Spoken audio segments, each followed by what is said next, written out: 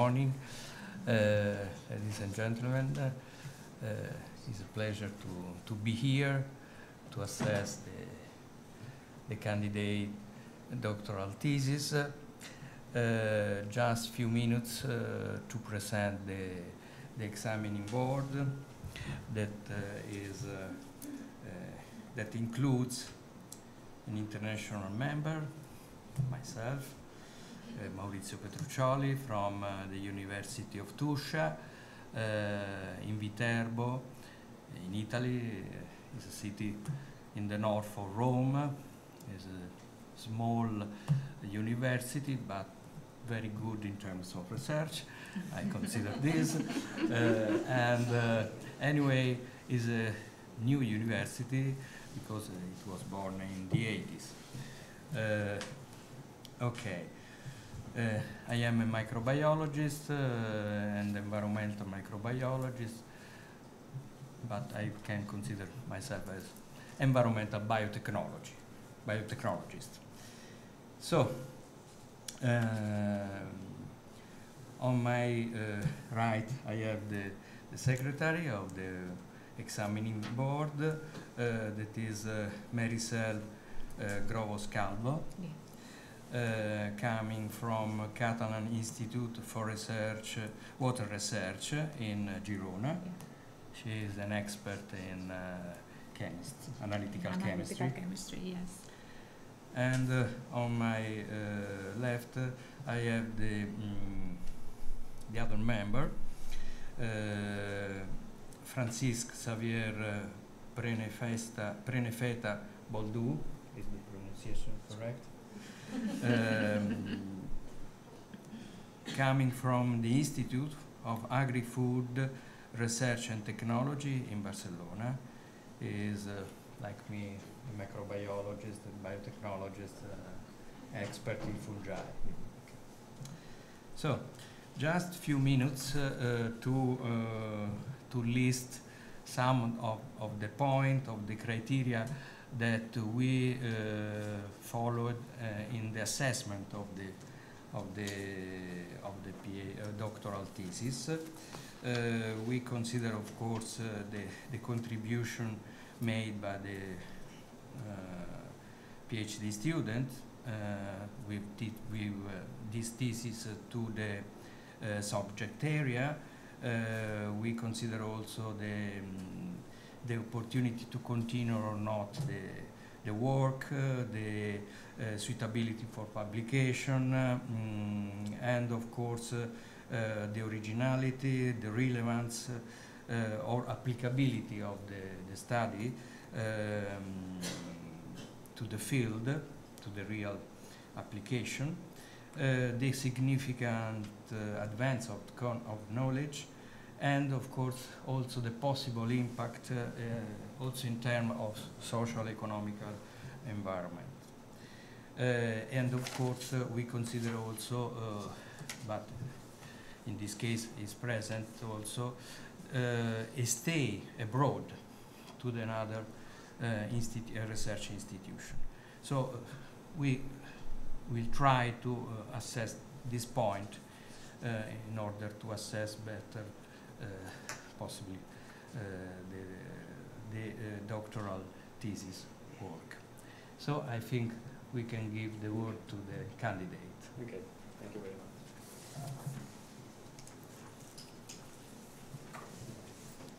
So thanks for your introduction. Now I'm gonna explain you a bit the presentation of the work I did in these last 4 years. First, a brief outline that will have this presentation, the following structure.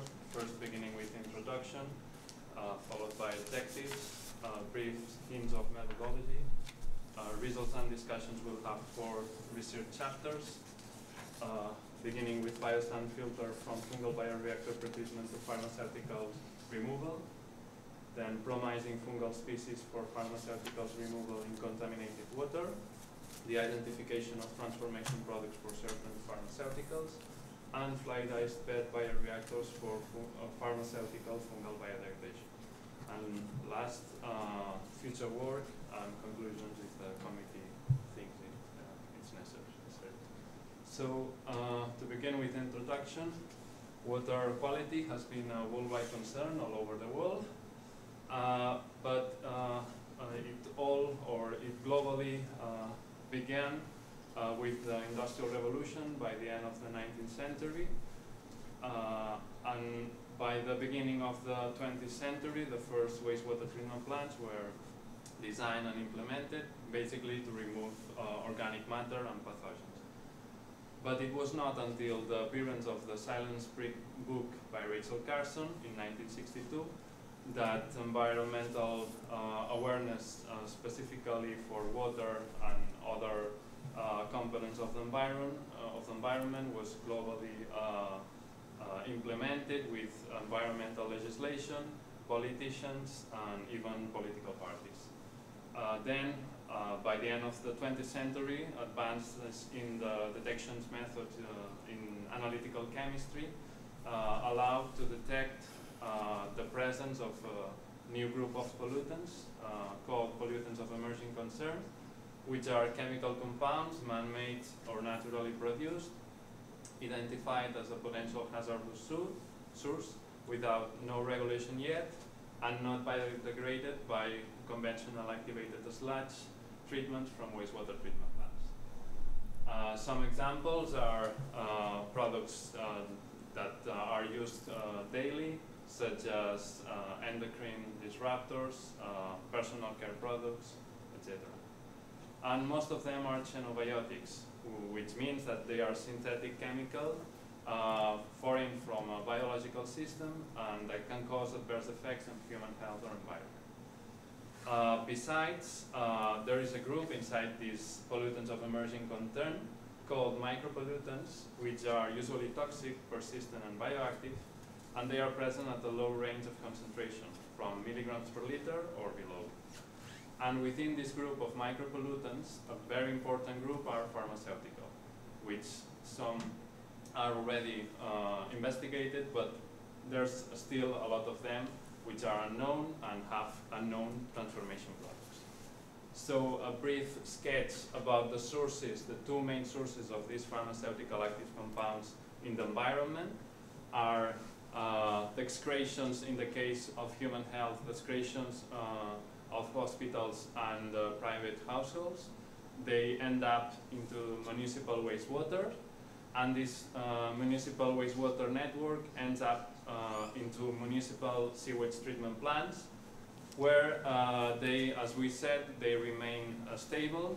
So in the case, most of them, they remain stable. In the case that they are not dissolved into water, they end up into the sludge as a solid phase, and this sludge can be used next in the next step as fertilizer together with manure from animal sources.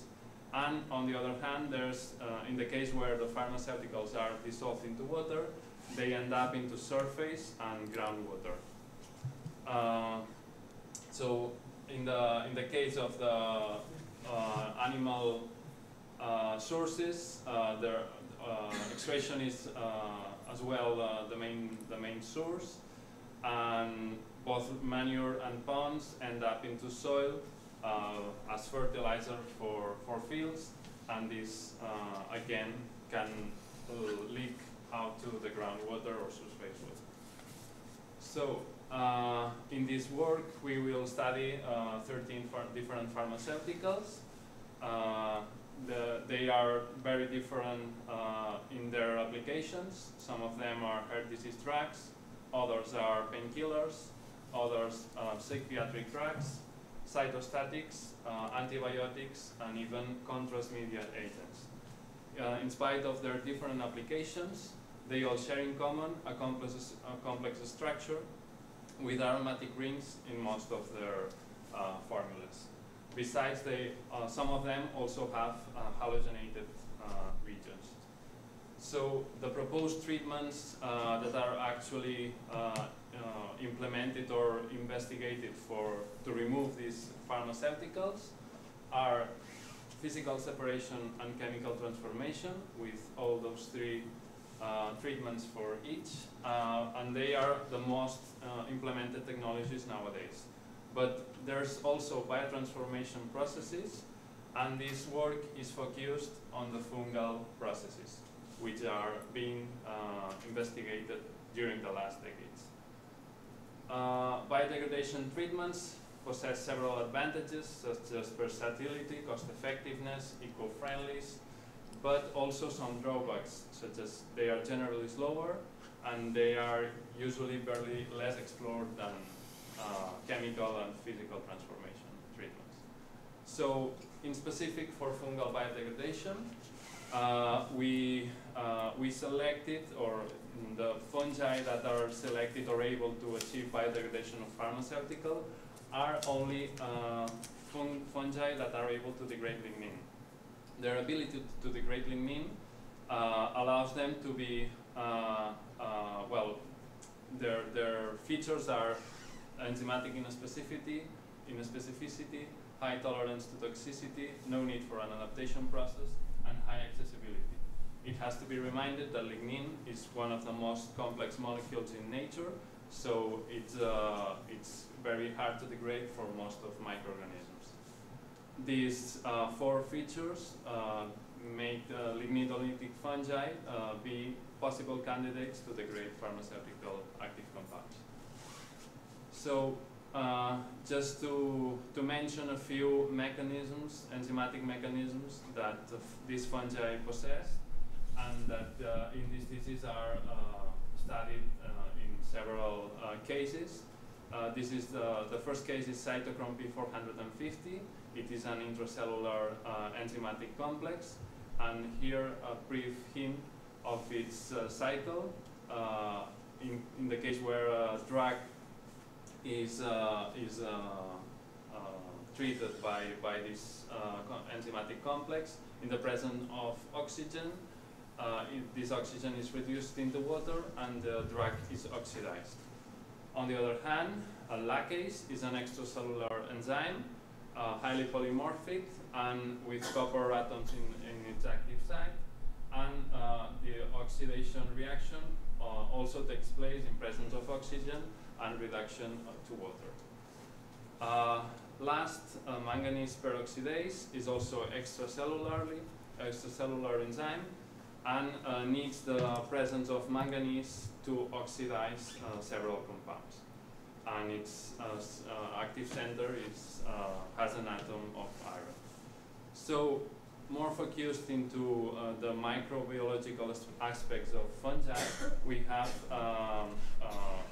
fungal cells, which are eukaryotic cells, that are organized in hyphae, that are these filamentous structures. These hyphae form macroscopic structures as a network, and the most well-known shape of these hyphae are mushrooms, which you all know as the most typical form of fungi in their reproductive, only in their reproductive state. So the mushrooms for the fungi species used in this thesis are these ones. To begin with Agrosciberevia, Ganoderma Lucidum, Gymnopilus luteofolius, Irpex lacteus, Pleurotus striatus, Pycnopurus sanguineus, Stropharia rugosenolata, and finally Trametes versicolor. These are the aspects of their pellets, which are the typical mycelia shape, which they are immobilized to work with in the laboratory. So from previous work from our group of research, several theses studied these aspects of the degradation of pharmaceuticals with Trametes versicolor or other emerging contaminants. On the other hand, Trametes versicolor was also applied into studies to degrade contaminant in solid phases. So broad knowledge with positive results has been demonstrated with Trametes versicolor. But there were still few topics pending, such as the identification of transformation products for certain pharmaceuticals, alternative pretreatments for hospital wastewater before the use in a bioreactor with fungi, the operation of the bioreactors with new fungal species, and fungal species diversification apart from Trametes versicolor. So this project or this thesis has to acknowledge the fundings from the Spanish Ministry of Economy, Generalitat de Catalunya, and UAB. Then the objectives of this thesis are mainly three. The first one is to identify new potential candidates for pharmaceutical biodegradation, to evaluate biodegradation capabilities for several ligninolytic fungi in the treatment of recalcitrant compounds and the study of their transformation products, and finally, to use novel fungal species for the treatment of real hospital wastewater in bioreactors. So to begin, before beginning with the research chapters, a brief hint of methodology. First, we have to obtain fungi from already grown Petri plates in mycelia form. From these mycelia, we take several plaques of agar and culture them into submerged cultures. These submerged cultures of mycelia are homogenized and cultured under shaker to obtain this pellet form. And finally, these pellets are applied into bioreactors or in Erlenmeyer scales. The medium used in either these two treatments is pharmaceutical spike liquid medium or real hospital wastewater. So in the case of Erlenmeyer, statistical treatment could be performed thanks to the triplicates performed, but in case of bioreactors, due to operational difficulties, it was not possible. So we applied in the experiments the experimental treatment to measure pharmaceutical removal and biodegradation, and it has fungus, medium, and pharmaceuticals. But besides this treatment, we also perform several different controls to analyze different aspects of the fungal performance or the experiment performance in general. The first control is the heat-killed control, which has the same components as the previous experimental treatment, but with the fungus killed, and it allows us to know the pharmaceutical sorption into the fungal biomass. Besides, there's the live control, which only has the fungus and the medium, and measures the effect of pharmaceuticals onto fungi. And the remaining control is abiotic, to measure the possible pharmaceutical abiotic transformation without the fungus. In the case of bioreactors, only a control was performed with a bioreactor without the inoculation of the fungus. Only in the case where non-sterile experiments were performed, the biomass that was growing inside the bioreactor was coming from the water itself and the environment. And this was performed to analyze potential biodegradation coming from native microbiota.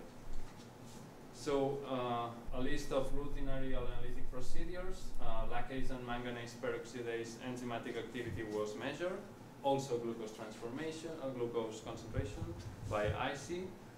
Pharmaceutical concentration was also measured by HPLC in the case where concentration was in the range of milligrams per liter, and also UPLC coupled to mass spectrophotometer tandem in collaboration with Catalan Institute for Water Research called ICRA, which are partners in the project. So to begin with the first chapter of results, it is called Biosand Filter, from fungal bioreactor treatment to pharmaceuticals removal. And as we mentioned in the previous work, fungal metabolism is slower than bacterial. And this slower metabolism made that in continuous bioreactors, several competitions for nutrients were and other parameters were affected by bacteria competition. So there was a need to pre-treat the hospital wastewater to lower this bacterial concentration before the application into bioreactor. And here, biosand filter as a low-cost strategy came into scene. So biosand filters are implemented technology, mostly in low-income countries, to purify water from doubtful water sources, and they have several layers of sand and gravel materials that allow this purification. In our case, what we studied was, or what we wanted to implement was from the water from the hospital wastewater network of the hospital in Girona, Dr. Josep Trueta, to take the biosand filter connected to the outlet of the water. Then the outlet of this biosand filter would be coupled to the inlet of the fungal bioreactor, and finally to a wastewater treatment plant. So we designed, we built it, and we operated the biosand filter. And some hints about its design. It counted 3 different layers. The biofilm was in the upper side with a water layer that kept the biofilm growing and wet all the time. Then it followed the filter media with sand of particle size around 3 millimeters. In the lower part there was a small gravel in the separation layer of a particle size from 6 to 3 millimeters, and finally an under drain layer of big gravel of around 8 to 12.5 millimeters. So as you can see here in these pictures, there was a process of ripening of the biofilm. During the first 20 days it was fed with tap water, and from then on hospital wastewater was fed into it. And as you can see in the last pictures, a thick biofilm was formed.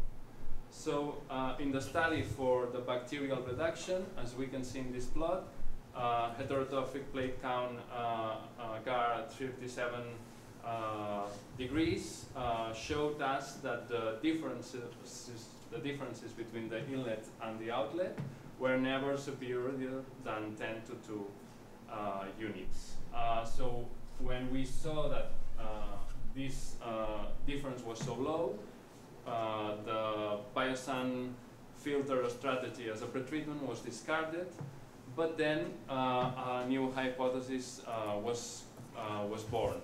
And this hypothesis was that if inside the biosand filter, could it be pharmaceutical active compound removal species? To prove this hypothesis, we spiked the pharmaceuticals at known concentration to be measured with HPLC to see if these pharmaceuticals were removed by the biosand filter. So we started with these 2 pharmaceuticals spiked at 7 milligrams per liter, and we had like 4 different stages in this experiment. From 0 to 147 days, it was the stage before spiking with this hydraulic retention time, followed by another period where we were spiking those 2 pharmaceuticals the same hydraulic retention time, then with another hydraulic retention time, and finally, in the last period, we stopped spiking, but the biosand filter was continued operated until the end of the experiment. So we measured these concentrations of these 2 pharmaceuticals from the inlet and from the outlet, and we saw that there was indeed removal for these pharmaceuticals, for ciprofloxacin and also for ibuprofen, in spite of less removal was obtained. The maximum removals were around more than 90% for ciprofloxacin and 50% for ibuprofen. So our hypothesis was verified, and then we asked ourselves if we could study, or if we could perform a study to characterize the microbiota and their changes inside this biosand filter. So we took samples for the 4 different stages. The samples were taken from the inner core of the biosand filter with this cylinder probe, biofilm section in the top layer was taken, and also samples from the sand section were taken to analyze their bacterial and fungal DNA that was investigated by extracting the DNA, amplifying by PCR, then analyzing it by DGG, and finally interpreting or discussing the results by fingerprinting and band sequencing. So here we have the first samples of the first DGGs. This is the case of biofilm section for bacterial 16S DNA.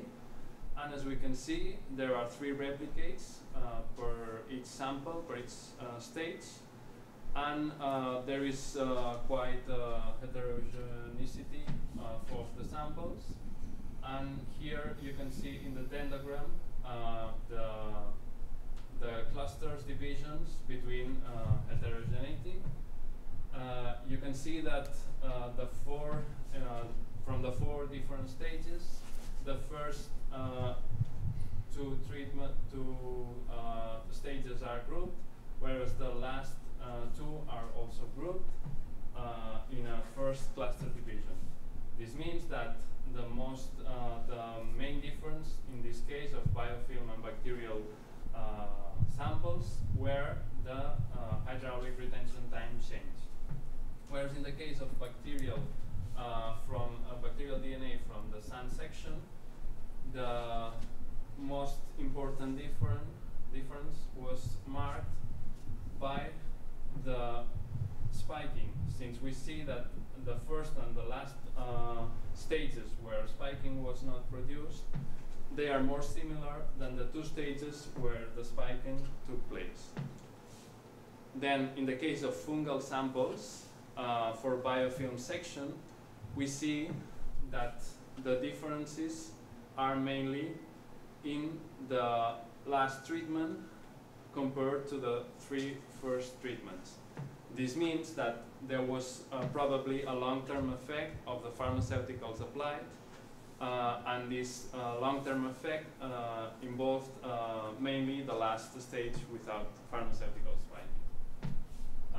In the last sample for fungal DNA of the sand section, we see that their stages are classified between the 1, the 2nd, and the 4th stage, and the 3rd stage, which could be involve the pharmaceutical spiking during the last hydraulic retention time. So as a conclusion for this chapter, biosand filter is not a suitable fungal pretreatment to reduce high bacterial load in hospital wastewaters. On the other side, when exposed for long time to hospital wastewaters, this biosand filter can achieve high removals for pharmaceuticals. A microbial community assessment revealed that factors such as pharmaceutical spiking and longer hydraulic retention time affected especially biofilm section in the case of fungi. And also several species in fungi and bacteria have been identified as potentially involved in the degradation of these 2 pharmaceuticals. As a scientific contribution, a paper publication is being prepared, and 62 DNA sequences were uploaded into NCBI GenBank database from these codes in the case of bacterial and these codes in the case of fungi. So next chapter is about the fungal diversification, as we previously mentioned in the pending topics, and specifically studying the degradation for 6 different pharmaceuticals. The fungi were also 6, as you can see, and these were the pharmaceuticals. Their concentration was below milligrams per liter, so samples were analyzed. These experiments were performed at early Mayer scale, and conditions were prescribed. So, analyzing the total removal results. The total removal means the sum the summation of the 6 different pharmaceutical removals. And as we can see, in the experimental treatment, the removal was considerable for most of the species. And sorption phase identified or studied in the killet control treatment was not really important in the total removal, because we had the total minimum degradation, which is calculated by subtracting the total removal into the killet control sorption concentrations. We see that it is the main treatment or the main cause of removal of pharmaceuticals. It must be said that two fungi were able to reach the 50% of degradation, and they were Trametes versicolor and Stropharia rugosenolata. So, in the case of specific pharmaceutical removals, we see that for these 3 species, diclofenac was the most removed pharmaceutical. Besides, the degradation was also considerable, or reaching 50% or more of the total removal. In the case of Stropharia rugosenolata, Gymnoculus luteofolius, and Agressiveredia, the remarks are for carbamazepine and iobromide, which, as you can see, were removed in terms of more than 80% of elimination, and degradation was also the main process that involved in the removal. So lacase and manganese peroxidase activity were also studied for these experiments. First, the lacase in the experimental treatment, then also lacase in the biotic control. And on the other hand, manganese peroxidase was also studied, both for experimental and the biotic control. And looking at the plot, we see that only Trametes versicolor, Stropharia rugosenolata, and Agressiveredia had activity for these enzymes, and that in the case of Trametes versicolor for lacase, and in the case of Stropharia rugosenolata for manganese peroxidase, the pharmaceutical produced an induction effect to the expression of these 2 enzymes. So another topic studied in these experiments were sorption mechanisms.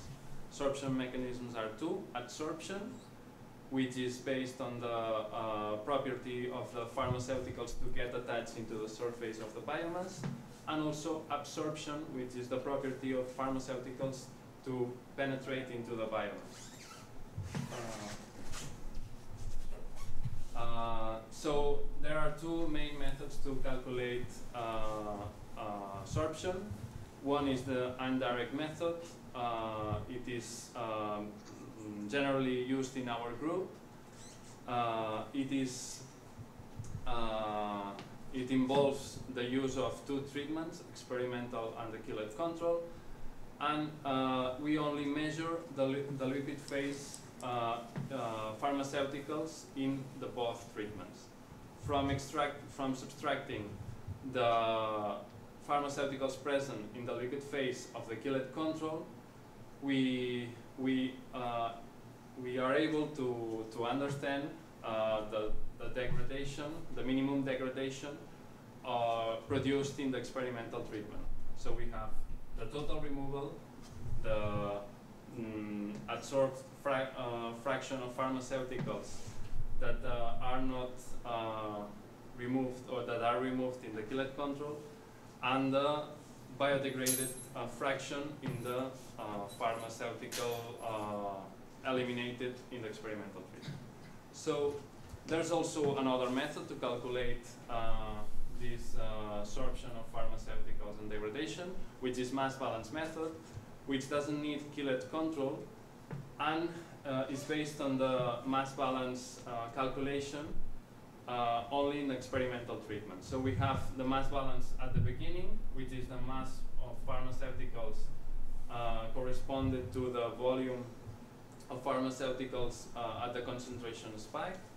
And then the final mass balance for pharmaceuticals, which are the volume, in this case at 60 days, times the concentration at this period, and also the pharmaceuticals present into the biomass that are sorbed by its concentration.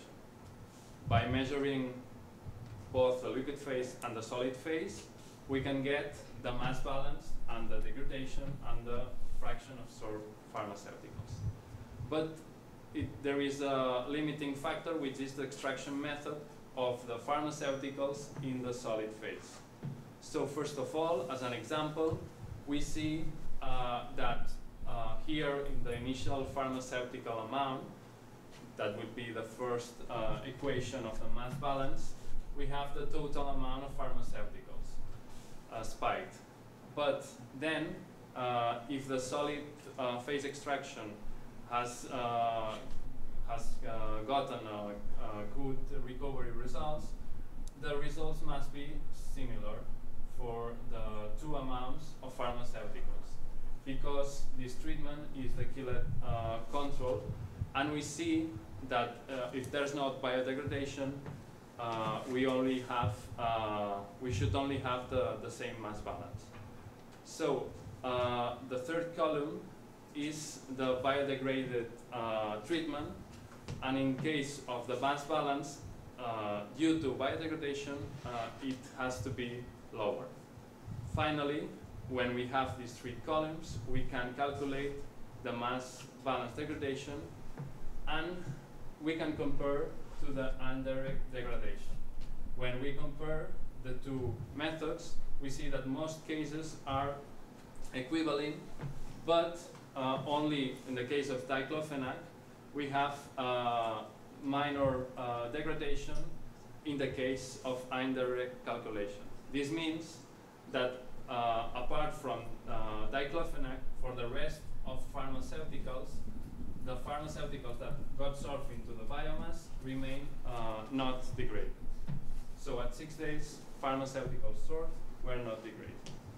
And hence, this indirect method of calculating biodegradation, only measuring the liquid phase, is accurate enough. Besides, another study for this experiment was performed in the lacase purification and characterization for all the fungi and pharmaceutical, for all the fungi studied. These studies were performed at Tecnológico de Monterrey in Mexico, and this work is still in progress, but we detected several proteins candidates for being lacase of these fungi. So as a conclusion for this chapter, we see that there was the first time for these three fungi that were able to grow in pellet shape. Stropharia rubosonolata was the most outstanding candidate. The highest biodegradation was achieved by Gymnopilus luteofolius, and sorption processes accounted for less than 10% of the total removal. On the other hand, it was clear that the lack of degradation of the absorbed pharmaceuticals within 6 days allowed that the degradation method by indirect calculations was accurate enough for these experiments. So as a scientific contribution, we had been accepted with minor revisions a paper in the Science of the Total Environment, and another manuscript at the Journal of Environmental Management that is already in press. On the other hand, the chapter called Identification of Pharmaceutical Transformation Products consisted on experiments with these three fungi combined with these 4 different pharmaceuticals. It must be said, as we will see later on, that this pharmaceutical is a transformation product for metoprolol, and O-desmethylvenlafaxine is a transformation product for venlafaxine. Samples were again analyzed at ICRA, and this experiment was performed at Erlenmeyer scale in sterile conditions. So our main question before starting this experiment was, first of all, if there was removal indeed, then if there was removal, either it end with complete mineralization or it end with the generation of transformation products. In the case of Trametes versicolor for Metoprolol, we saw that the differences between Trametes versicolor experimental and killet control and the differences between Pleurotus striatus and their killet control were not significant, so the removal was only happened by sorption. On the other hand, when we look into Ganoderma Lucidum, we see that there was enough difference to consider it biodegradation, and the maximum removal was also achieved by this fungi with a value of 55%. In the case of metoprolol acid, Trametes versicolor showed this time significant differences between the two treatments, also for Pleurotus striatus, but again, the highest removal was obtained by Ganoderma Lucidum, and values of around 81%. So, in the case of venlafaxine, we obtained almost similar results for Trametes versicolor and Ganoderma Lucidum. The removals were around 70%, and finally, for O-desmethylvenlafaxine, there were similar results for the three fungi and almost complete removal for all of them. So, to begin with an analysis of the transformation products, we first we will explain a bit the reactions that are taking place with these pharmaceuticals. First, taking venlafaxine as a parent compound, we can obtain N-desmethylvenlafaxine by loss of methyl group. But if we look into the other region of the molecule, we can also get N-desmethylvenlafaxine with the loss of two groups of methyl. And besides, we can also obtain O-desmethylvenlafaxine, as we previously said, in an equilibrium reaction with the loss of a methyl group here. So finally, in the case of O-desmethylvenlafaxine, also another reaction takes place with the loss of this other methyl group, producing an O-desmethylvenlafaxine. Then, in the case of the different fungi applied in the study of these transformation products for venlafaxine, we obtained for Ganoderma Lucidum the transformation products for venlafaxine, three different transformation products: N-desmethylvenlafaxine, O-desmethylvenlafaxine, and N-desmethylvenlafaxine. This is a logarithmic scale from a peak area relation. So, but we can see that at the end of the experiment, concentrations of the transformation products were still stable. The same three different transformation products were detected by Trametes versicolor, also in the same stable conditions. And the conclusions for this first study with transformation products for venlafaxine was that we could detect transformation products and they were tend to be stable. On the other hand, for O-desmethylvenlafaxine transformation products, in the case of Pleurotus striatus, we obtained just mainly the transformation product N-O-desmethylvenlafaxine and also venlafaxine as a back transformation product. Same happened with Trametes versicolor, and finally with Ganoderma Lucidum, in spite of detecting the same transformation product, we obtain complete removal of this O-desmethylvenlafaxine pharmaceutical. So we identified also this one transformation product and the back product of O-desmethylvenlafaxine. And in the case of metoprolol and metoprolol acid transformation products, results are still pending at ICRA. Finally, with all these results, we also wanted to investigate the implementation of Ganoderma Lucidum, the fungus with the best removals, for these two pharmaceuticals, metoprolol and metoprolol acid, in a non-sterile hospital wastewater bioreactor during 7 days. And the results that we obtained were, again, better for metoprolol acid and lower but metoprolol, but still we achieved removals that were around 37%, equivalent to the ones obtained in the Erlenmeyer scale for metoprolol, and 64% for metoprolol acid, compared to the ones in the Erlenmeyer were slightly higher than in Erlenmeyer and sterile conditions. So as a conclusions, metoprolol achieved a higher removal for Ganoderma Lucidum. For metoprolol acid, the 3 species showed completely removal for this pharmaceutical. Trametes versicolor and Ganoderma Lucidum were able to remove up to 70% of venlafaxine. And lacase seemed not to be strongly involved in the case of any degradation of pharmaceuticals, since only Trametes versicolor was producing this enzyme as we detected.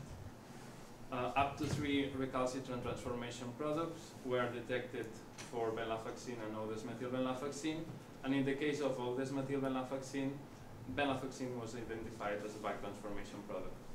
Finally, the reactor with metoprolol and metoprolol acid and Ganoderma Lucidum showed higher or equivalent removals for this experiment. As scientific contribution, it has been submitted a paper to the Journal of Hazardous Materials. And in the last chapter, as you can see, we tried to implement all the knowledge obtained in the previous ones into bioreactors.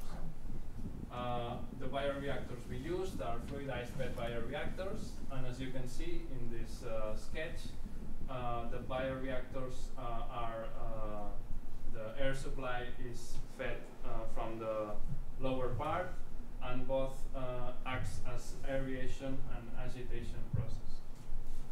So 3 different experiments were performed in different conditions and different pharmaceuticals, one with Trametes versicolor and antibiotics, non-sterile and in a batch bioreactor, another with Chlorotus striatus for these 3 different pharmaceuticals, in batch and continuous operation modes, and with the sterility, and finally with Stropharia rubusonolata with these 3 pharmaceuticals in batch conditions, and depending on the case, with or without sterility. So in the first experiment with Trametes versicolor and a cocktail of 38 antibiotics in a non-sterile bioreactor, we were comparing the results obtained from this reactor to an enzymatical membrane reactor with lacase. Those experiment was performed parallelly in a project, European project called Endetect, and several universities and institutes were involved. So first of all, it must be said that 2 different waters were compared. So an spiked osmosis water and a real hospital wastewater containing the antibiotics. For the case of spiked osmosis water, as we see in the plot, Trametes versicolor showed high removals at 160 hours that almost completely removed antibiotics. On the other hand, compared to the abiotic control, lacase, we see that it is almost equivalent, so by itself it couldn't remove more than abiotic control. But where in the cases where lacase is added mediators, especially in the highest concentration, removals get closer to the ones for Trametes versicolor. On the other hand, when we look to real hospital wastewater under non-sterile conditions, we see that the uninoculated control in hospital wastewater with its inner microbiota is able to reduce antibiotics to almost 60%, whereas Trametes versicolor achieves again almost the same results even in the presence of this microbiota. On the other hand, for lacase enzymatical membrane reactor, the present microbiota and other substances in the water clearly reduces the removal of this treatment, of these antibiotics. So, as a conclusion, Trametes versicolor removed over 90% of antibiotics for both osmosed and hospital wastewater. On the second experiment with Pleurotus striatus, with Atenolol, Ketoprofen, and Diclofenac, we first set up a sterile bioreactor, glucose and nitrogen fed batch, and we measured lacase, Atenolol concentration, Ketoprofen, and Diclofenac. In these first 2 days, we saw that for this fed batch, degradation removals for Atenolol and Ketoprofen were not high, whereas Diclofenac quickly removed.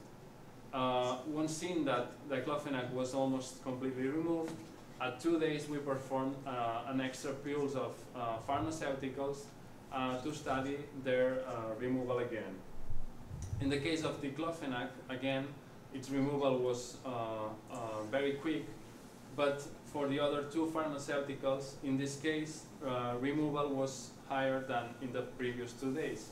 So we saw that maybe lacase could be involved in its removal.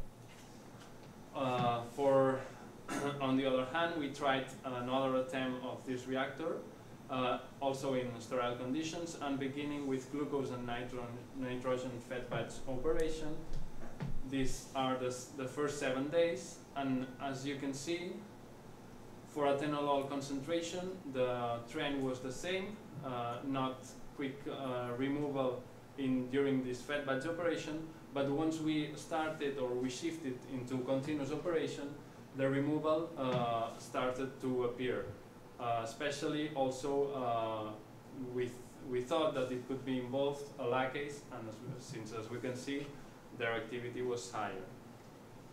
On the other hand, Ketoprofen was removed, in this case, even in the fed batch, and this removal continued in the following steps. In the case of Diclofenac, the removal was constant during the whole experiment.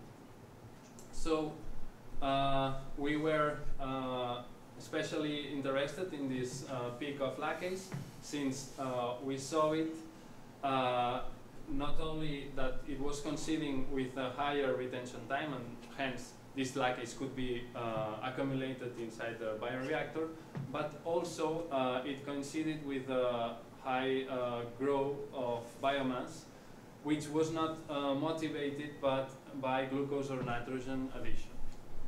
So the first conclusion of this study was that Atenolol, Diclofenac, and Ketoprofen showed complete removals in a sterile hospital wastewater. So to deeply study the mechanisms that could be involved in the removal of these pharmaceuticals, we performed commercial lacase assays, and we saw that for Atenolol and Diclofenac, the commercial lacase was able to remove these 2 pharmaceuticals, but not for Ketoprofen.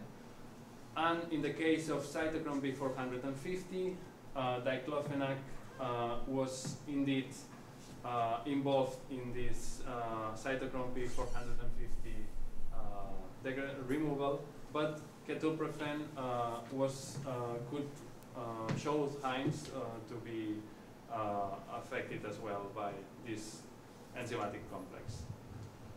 So, on the other hand, studying also COD values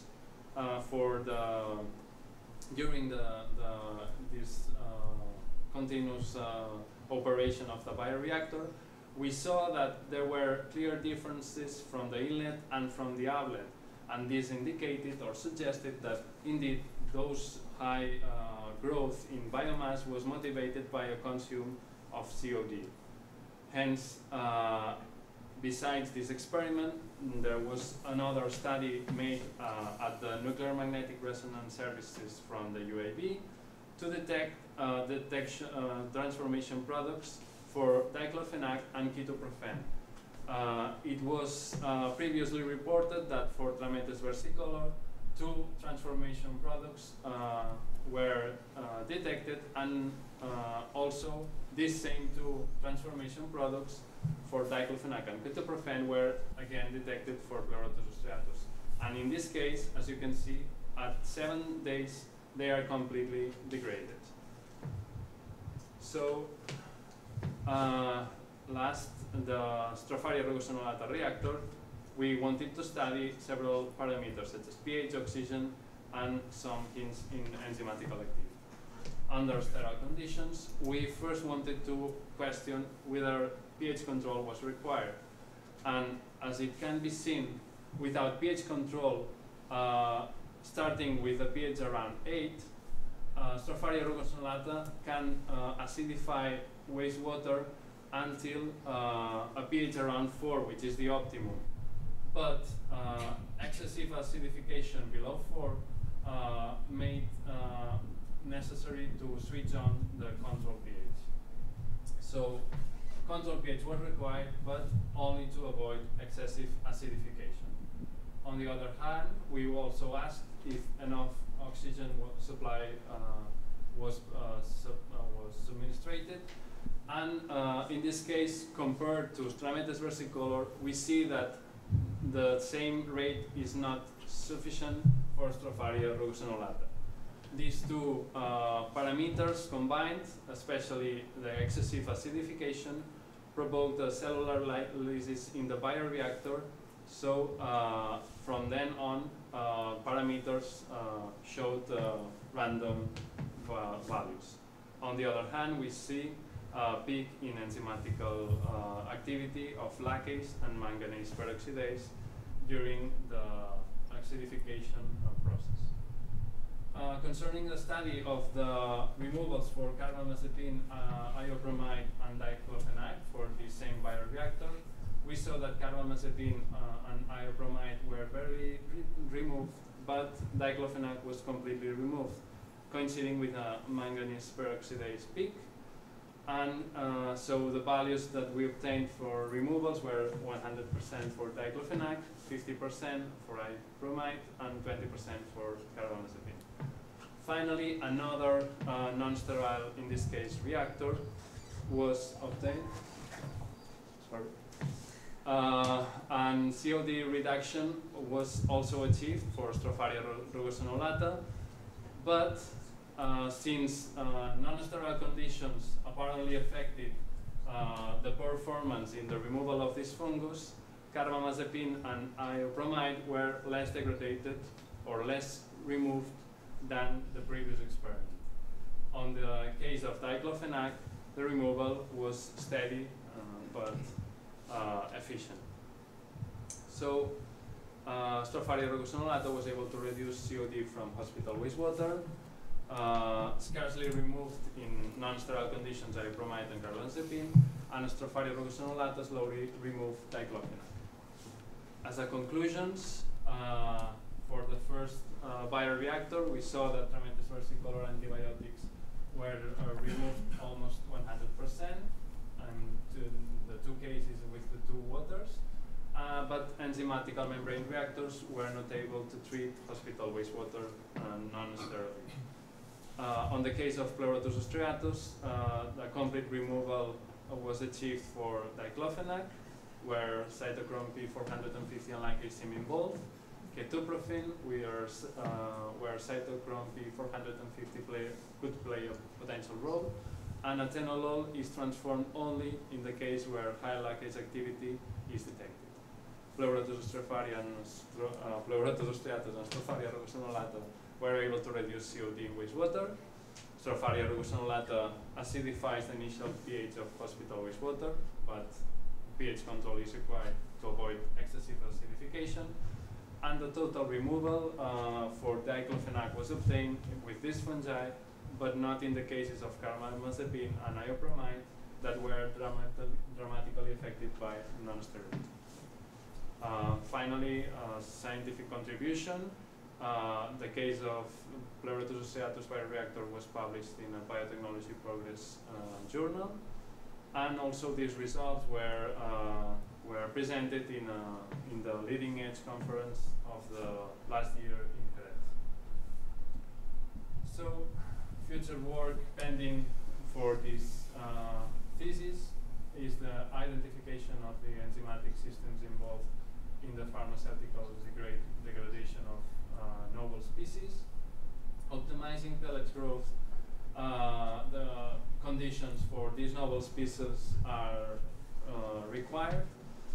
Also, the improving of degradation yields through the knowledge of better fungal requirements, since the cases of oxygen or pH, and to explore the best conditions to implement a continuous treatment process with these novel fungal species is also pending.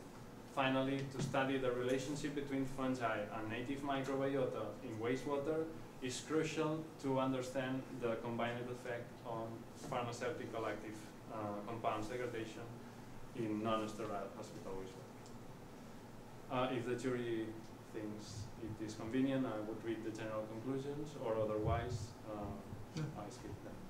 Should I read them? You can go off. Yeah, and then maybe better to read it from the book. If you don't mind. So, as a general conclusions, in this thesis, the biodegradation of pharmaceutical active compounds has been studied from several points of view, considering the four main topics presented in the objectives, chapter 2, and the main conclusions are being described below. First one, identification of new potential candidates for pharmaceutical active compounds biodegradation. Stropharia rugosonolata and Gymnopilus luteofolius are two ligninolytic fungi able to grow in pellet morphology and to remove pharmaceutical active compounds in submerged cultures. Especially Stropharia rugosonolata has proven good performance in pharmaceutical active compounds removal. In overall, more than 50%, being very versatile in the removal of different pharmaceutical active compounds. On the other hand, Biosand filter was revealed as a source for potential candidates of pharmaceutical removal. Native microbiota was able to degrade spiked pharmaceuticals in hospital wastewater to 90% of ciprofloxacin and 50% of ibuprofen from an initial concentration of 7 milligrams per liter. The distribution and diversity of fungal species in the biofilm section of the Biosand filter was affected by pharmaceutical active compound exposition. Fungal species such as Apiotrichium scarabeorum or Trichosporum species were promoted during pharmaceutical spiking and could be involved in the degradation processes. Assessment of biodegradation capabilities for several ligninolytic fungi in the treatment of recalcitrant compounds and the study of their metabolites. Part of the removal in pharmaceutical active compounds by fungi is eliminated by the sorption mechanism in the biomass. In 6 days, there is not enough time for degraded, sorted pharmaceuticals. Therefore, in these conditions, pharmaceutical degradation calculated by liquid phase are accurate enough to avoid the analysis of pharmaceutical sorption into biomass. Lacase is involved in certain pharmaceutical degradation, such as the case of Atenolol, but does not play a role in diclofenac, where Cytochrome P450 is clearly involved. On the other hand, in the reference of Metoprolol, metoprolol acid, venlafaxine, and O-desmethylvenlafaxine, low lacase levels produced by Ganoderma Lucidum, in spite of their high removal, suggest a scarce involvement of this enzyme in removal mechanism of these pharmaceuticals.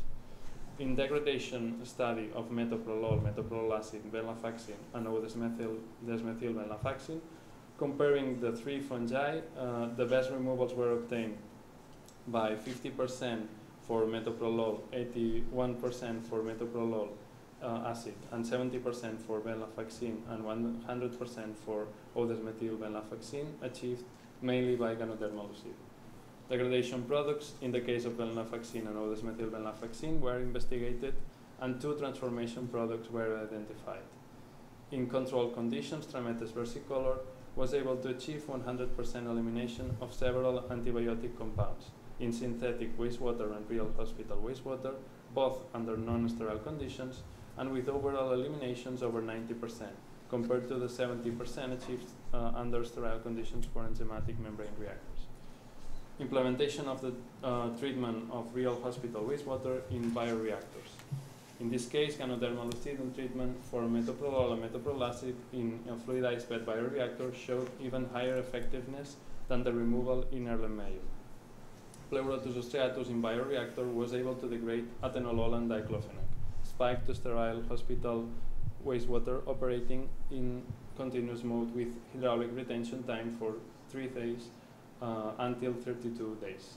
Stropharia robustonolata has shown promising performance when treated despite hospital wastewater in fluidized PET bioreactors, either in sterile or non-sterile conditions. Despite of that, several operation requirements need to improve towards its future implementation in a continuous treatment. The assessment of new strategies for the operation in fungal fluidized PET bioreactors have two different topics. The first is the use of biosand filter as a fungal bioreactor pretreatment that was able to reduce bacterial load in hospital wastewater up to 10 to 2, but this reduction was not sufficient to prevent the competitions of other microorganisms. Pleurotus striatus and Stropharia robustonolata were able to reduce COD from hospital wastewater while consuming it as a carbon source. This new approach allows the proposal of new strategies towards the implementation of real-scale process, such as avoiding glucose continuous feeding or the pH control during the acidification of the hospital wastewater in the first steps of the treatment. This thesis evidences the importance of finding new species of microorganisms and to improve the knowledge of their degradative mechanisms, which will allow to implement the different biodegradation strategies to face the still unknown recalcitrant pollution. So, just 1 second. So finally, I would like to acknowledge all these institutions involved in this thesis and everyone for listening to this talk.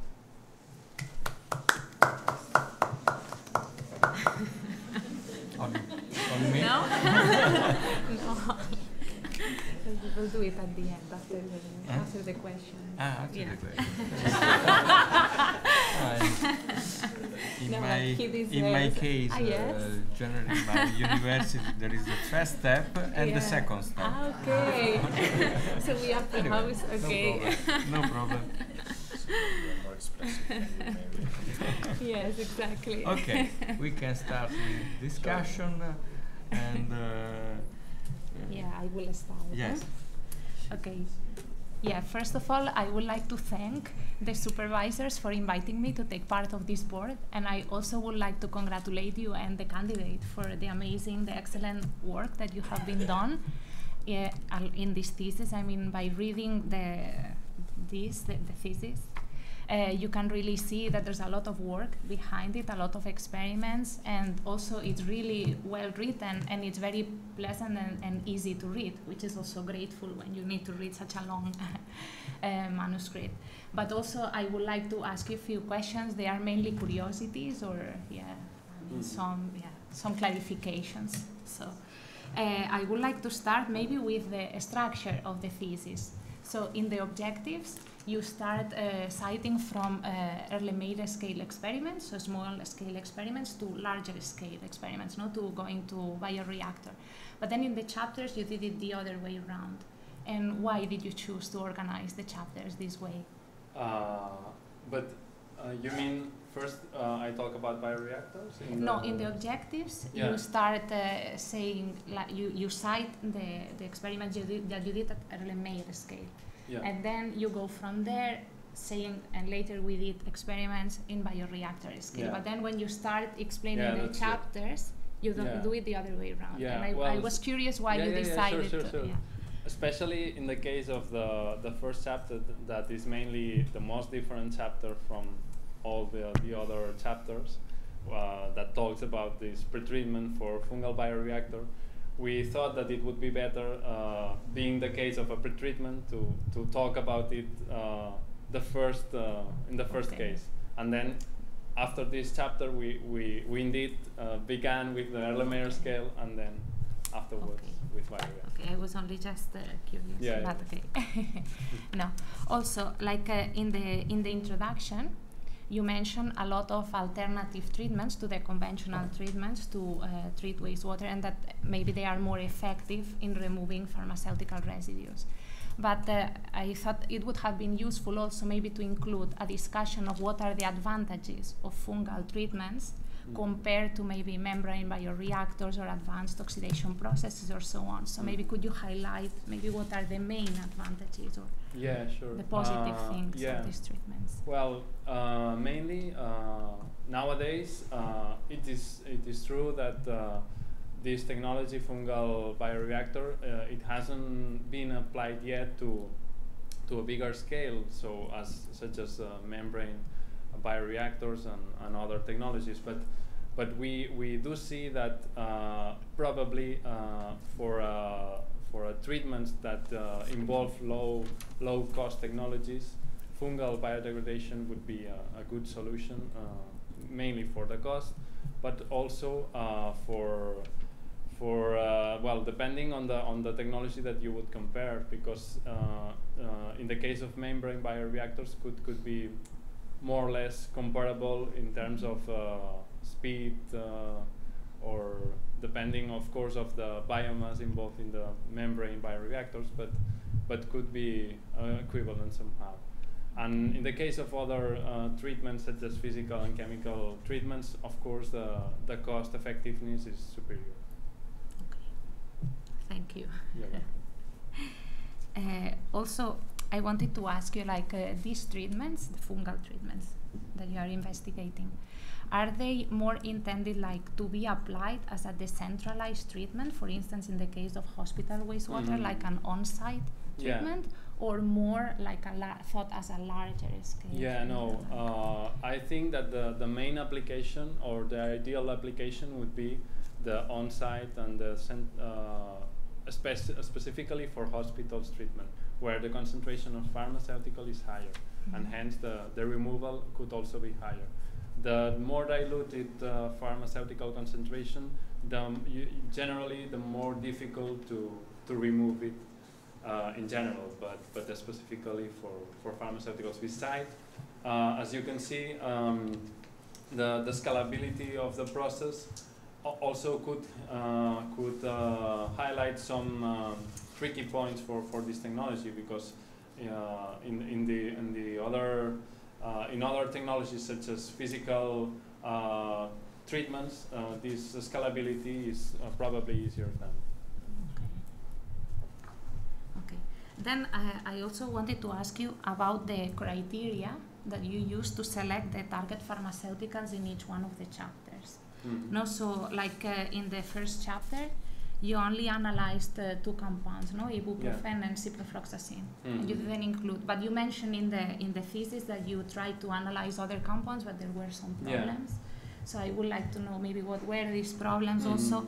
And then in chapter 5, you include a range of compounds like cytostatic drugs, X-ray contrast agents, and so on, but you don't include antibiotics, for instance, which are also important. You know, so I wonder, like in each chapter, what was the criteria to select the target compound? Well, of course, in the beginning of the experiments, the goal was to cover as much pharmaceutical as we could. So in the case of the first chapter, we started with 4 different pharmaceuticals, more or less representative of the common pharmaceuticals found in wastewater. One was ciprofloxacin, the other ibuprofen, and another was an antibiotic, I think, erythromycin, and also tamoxifen. But in the case of the other 2, we had some difficulties in the detection of these pharmaceuticals. So the spiking was performed, but the detection in the HPLC couldn't be detected. I guess due to possible pharmaceuticals absorption, especially in the case of tamoxifen, which is highly reported as a pharmaceutical that is sorbed onto many materials. And in the case of chapter 2, the screening experiment took up to more than 6 pharmaceuticals. I think there were almost 8, if I remember well, and the other 2 pharmaceuticals were also cytostatics, but because they were ifosfamide and cyclophosphamide, if I don't remember wrong, and they were also discarded due to sorption phenomenon. Okay. Okay. Thank you.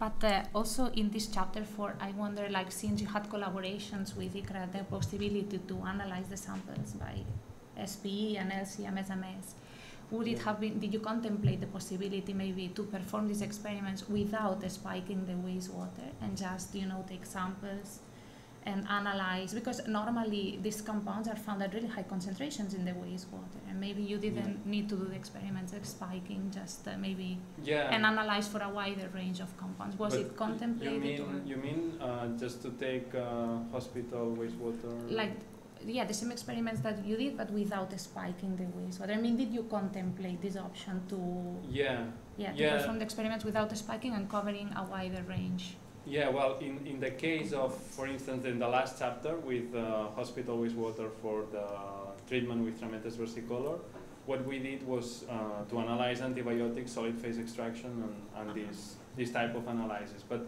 with the first chapter, as in the screening experiment, we first wanted to try like the optimal, ideal conditions for the fungi that we didn't know its exact performances before implementing the treatment with hospital wastewater and real conditions.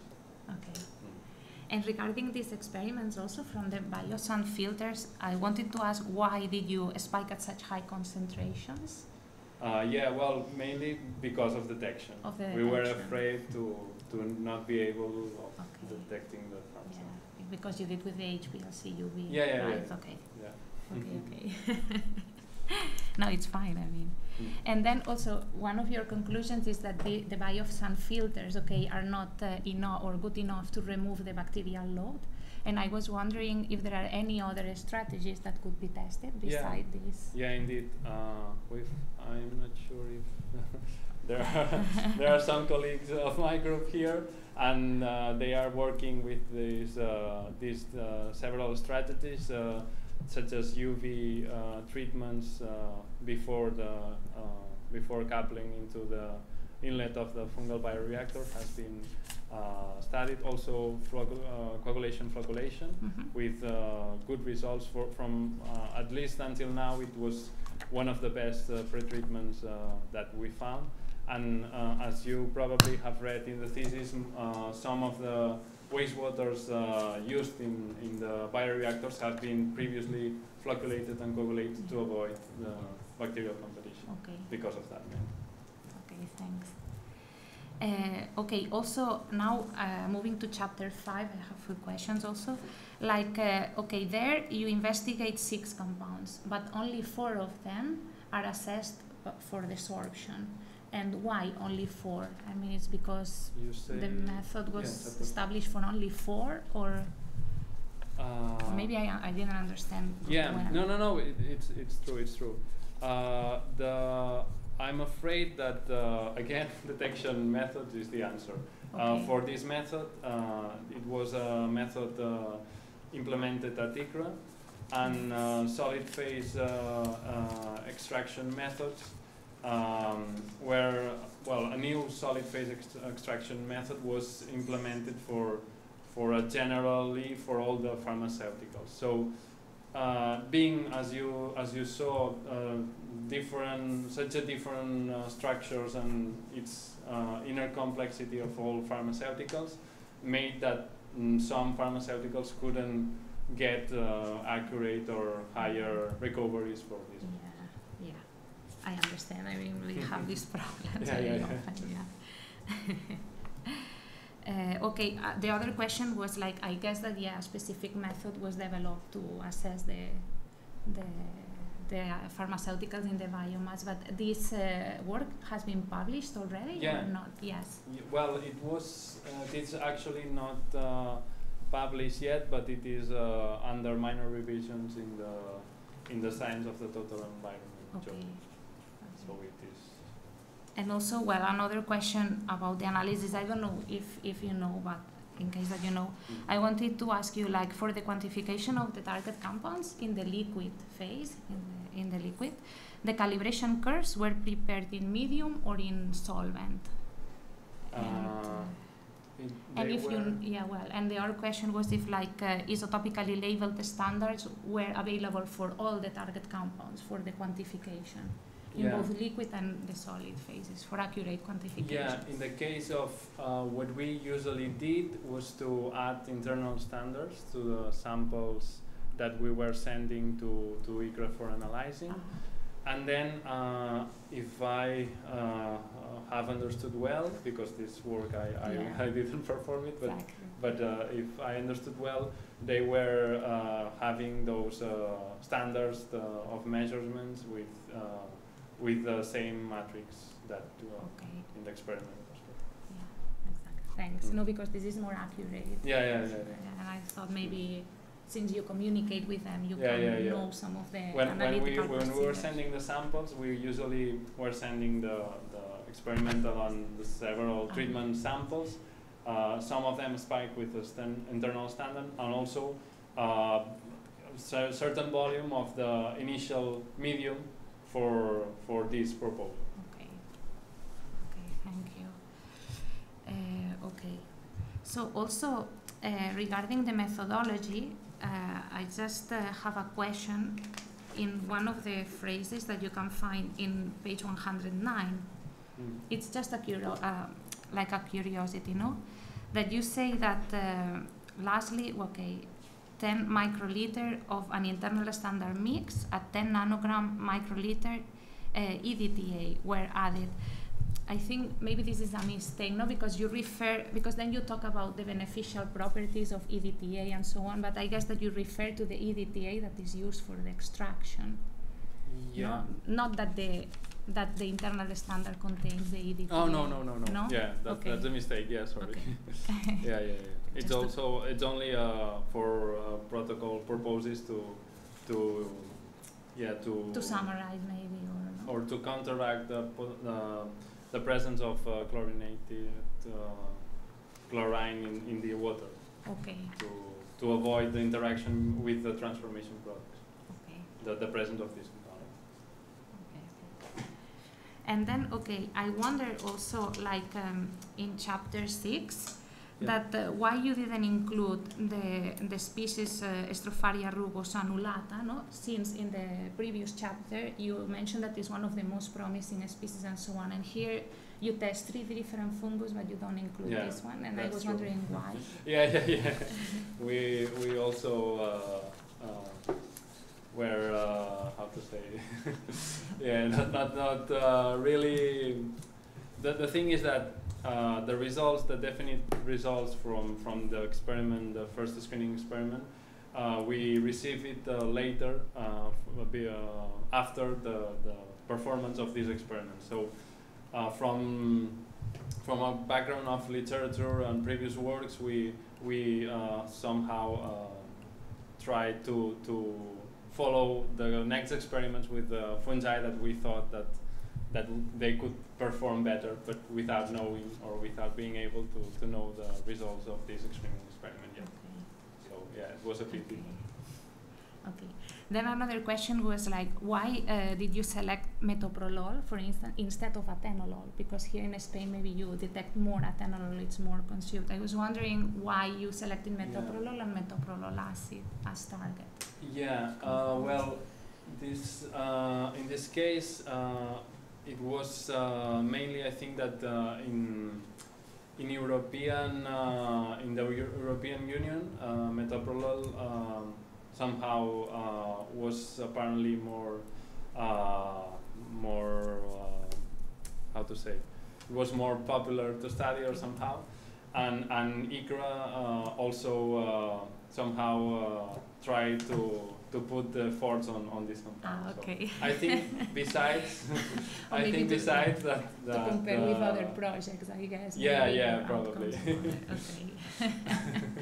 And besides, I think that the fact that the metoprolol acid can be also a transformation product from Atenolol, depending on the reaction. So in this case, also could be interesting, even from the works of Atenolol. Okay. Then I was also wondering, like regarding analysis again, since it's my expertise, I'm asking a lot about this. Okay. I would like to ask you if the samples that were used for the identification of transformation products, if they did solid phase extraction before or no, they were just directly injected in the instrument, or you just performed SPE to the samples that are spiked at low concentrations, like 2 microgram per liter that you mentioned. You mean in which experiment? In chapter 6, no? It's the one that you identify transformation products. There's one step where you spike at high concentrations, no? And then there's another experiment, which is in the bioreactor, where you spike at much lower concentrations. No? Like in the experiments that you spiked at high concentrations for the identification of TPs, do you do SPE before the instrumental analysis or no? And for the bioreactor samples, do you do sample pretreatment with the SPE? Do you know how samples are pretreated? I think the SPE were performed, but I thought, but having seen the protocol that of analysis of ICRA stuff, but not this SPE. I wasn't performed by myself, so I cannot. Yeah, don't worry, because it was not specified in the thesis. I was just curious. It's not important. And also, finally, again, like in the last chapter, you focus on ketoprofen as well, and I wonder why you don't include maybe ibuprofen, because ketoprofen also is a compound that is not so much detected.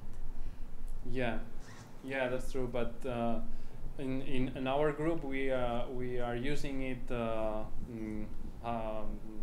high commonly to assess the performance in removal of pharmaceuticals as a pharmaceutical of reference for Trametes removal. So maybe because of that we were more focused on this pharmaceutical. And now I just move to my last question. In the methodology, you also mentioned that you complement some of your experiments with biological tests with microtox assays. No? You assess the toxicity of the treatment. And you only did it in the experiments from chapter 5. But I wonder if in the identification of transformation products, if you also used the microtox assays. In this case, no. But we perform parallel experiments to identify NDMA byproducts from the same bioreaction. And we saw that for some or for most of treatments, NDMA concentration was lower than the concentration before. So it was indeed interesting. And only for Pleurotus striatus species, we saw experiments where NDMA was increasing. So yeah, this marks a point of difference between the treatment of every fungi for every specific pharmaceutical, because apparently they are more or less having differences in the removals, but they are not always working with the same metabolic pathways or transformation strategies. So it is also interested in this one.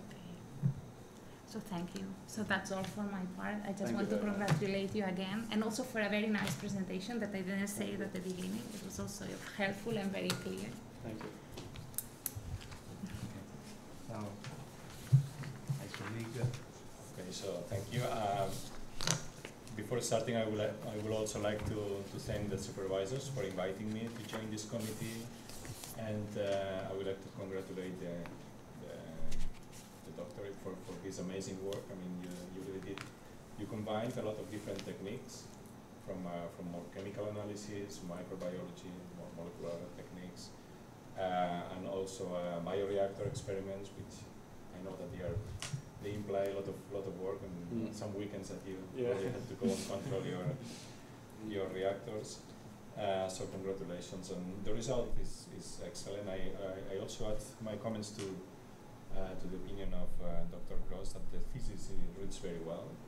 So it has a nice structure. This is really good for the ones that maybe we are not that experienced in some aspects of your work. So it's helpful to the structure is clear, that it's coherent, and the English language is also very good. So it is also very important in scientific publications. You also generated a number of publications, which means that the results quickly reach the scientific community. This is also important.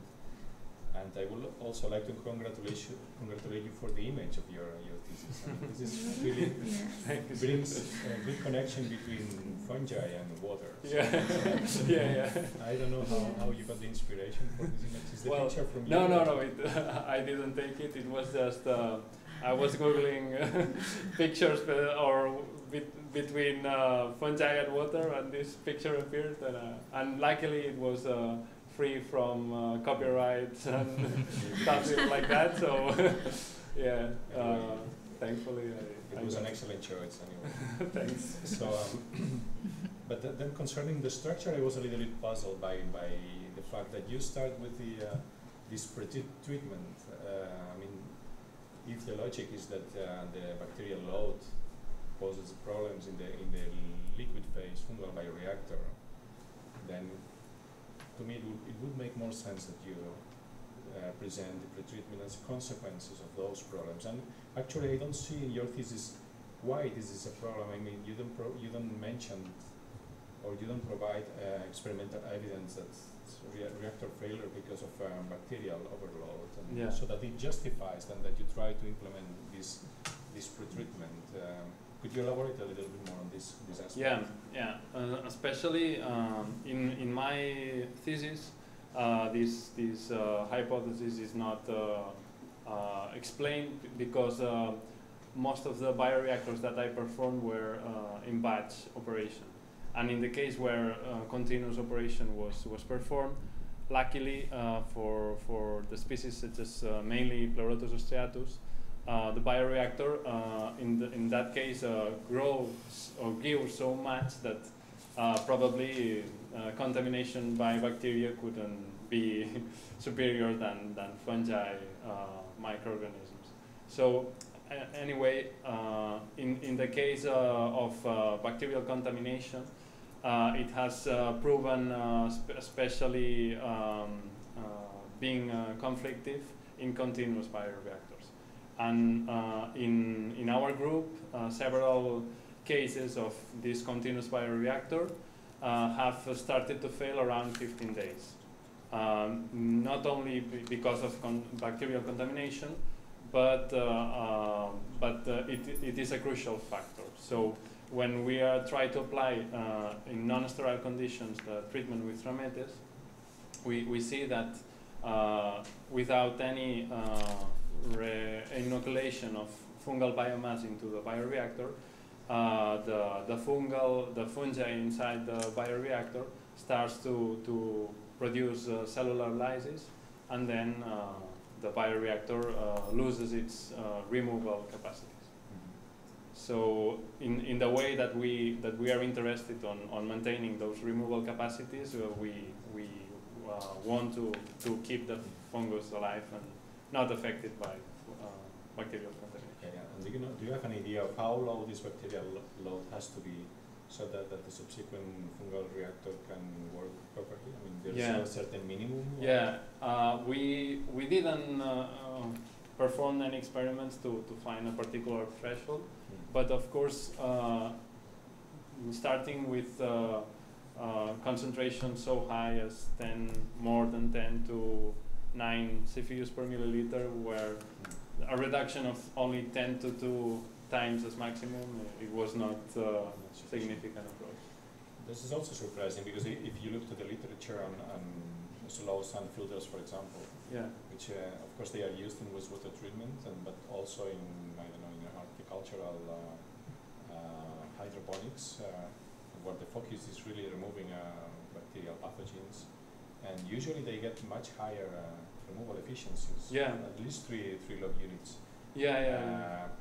Is that a question of the flow, the intensity of the flow, or the velocity of the water in the well, we were not able to determine a specific answer to this question, but some hypothetical factors would be, of course, hospital wastewater is not the same as a common urban wastewater. So apart from the continuous changes in parameters such as COD or other common analyzed parameters, there's also the concentrations of pharmaceuticals that can affect the microbiota, and specifically the presence of resistant microbiota.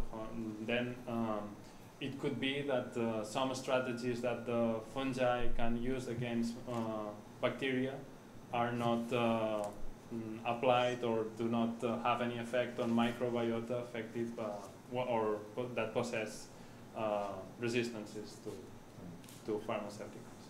So maybe there's still room for optimizing the could be and operation of the in terms of operation, I think that since the biosand filter was run for at least 270 days, and the ripening process involves around 30 days in the at least to obtain an active biofilm. I think that it could be maybe better to think in terms of strategies or other terms than operation. Okay. So then you very cleverly you changed the strategy. Okay. Then this it doesn't work for our initial purpose. So let's see if maybe it has some biodegradation capacity in itself, right? And then you perform a number of interesting studies. And also here, then you focus more in the microbiology, and for that you use culture-independent methods and like the DGG profiling. So, but yeah, DGG. I mean, lately, the last recent years, I mean, it has become less used because of well, you have a number of problems with DGG, specifically when you want to analyze complex microbial communities. Why didn't you select, for example, next generation sequencing on 16S ribosomal libraries, or because this is now is very how to say it, cost effective. It's prices has gone very low, and with this technique you reach a much more deeper picture on the community. Why did you focus on the DGG instead of more new techniques? Well, on one hand, we wanted to study the changes in the genetic profile for different stages, and DGG was a common technique, also available for collaboration with a microbiological group that is here in the UAB, and we have knowledge. Me personally, I performed the practice work in the degree here in the UAB, so that was a technique that I really personally know how to do it. And besides, there were differences. We wanted to study the genetic profiles, but not specifically to identify species, but to study changes in the band pattern or the DNA fingerprinting, and finally also to perform more, let's say, ecologically from microbiologic ecology studies rather than. Okay, so but then in connection to what you are saying, that you wanted to see how the microbial community responds to a certain. I mean, I would say that's not surprising that bacteria, they have, let's say, a more immediate response to spike, for example, spiking, and than fungi. I mean, fungi, they have growing rates that are much lower, so they will not respond so immediate. So they will have a longer term. So you will see a differentiation by the end of your experiment, right? And that's actually what so in some cases happens. A lot of sense indeed, but you see with your profiles you only see maybe for every sample 5, 6, 10 ribotypes. I mean, when, for example, in my group, when we were analyzing also from a sunbed reactor, we were analyzing fungi and bacteria. We identified fungi, hundreds of species there present. And bacteria, almost thousands. So that's the question. I mean, you would have got a much deeper picture on the actual microbial community composition, and then look for more specific functionalities. This is a very powerful technique. And that's true. and then, but anyway, then I was looking to your DGG, and you presented the table, and then you mentioned the potential role of trichosporin, and also from Apiotruchum, which is actually a very much related genus. They are sometimes presented even as synonyms, so probably they are much the same thing. But yeah, trichosporin is such a cosmopolitan yeast. Yeah. Of course, it likes water. It's a yeast, but it's present everywhere. It can be opportunistic and maybe in the infections. I think that's really not. It's just coincidental. It's really a general saprotroph. But then I was looking to other bands, and I see there's something very interesting. Like you say that I think it's in the sun sample. You also find there are actually Trametes. Yeah. Then I was like, wow, Trametes is here. That was a very funny. But why you don't mention this? I mean, is that a contamination from your lab? No, we were, or at least it was not demonstrated that it could be a contamination, because I mean, the biosand filter was set in a part of a laboratory, and there was not any bioreactor working on close to it, and there was not any weird manipulation of so if in case that it could have been contamination, it would have been difficult to prove the. So it just is there. I think, I mean, it could be that of course there in a laboratory where Trametes versicolor is used as common microorganisms, that some I don't know if spores or whatever could have happened to get into the biosand filter, but in a way we were afraid to somehow give extra importance to this finding of Trametes versicolor, because we were not sure if their presence in the last stage of the experiment, where pharmaceutical was not spiked, we couldn't demonstrate that these microorganisms were involved in the removal of the pharmaceutical. So in a way, we knew that there were Trametes and other fungi there, but since they were only present in the last stage, we couldn't. Maybe they were present before, but at the lower detection. That's true. But even then, I mean, I would say that this is a very interesting hypothesis to focus.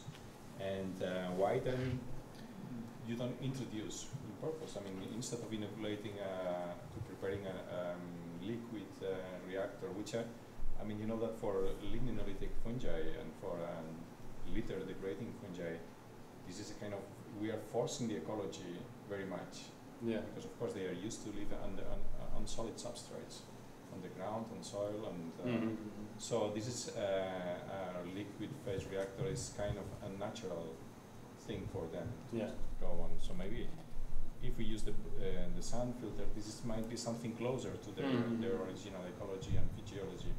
So then it would have been nice maybe to, well, we are going now to inoculate this sand filter with specific white rot fungi. Because that would probably give a higher novelty to your work, isn't it? It could be worth to study it, but in a way, for previous experience in operation with the strategies as filters and trickling filters, or filters like reactors with fungi, when they grow higher than what it is expected, several operational problems are appearing. So in this group, actually, Josefina Torán is... Which kind of problems?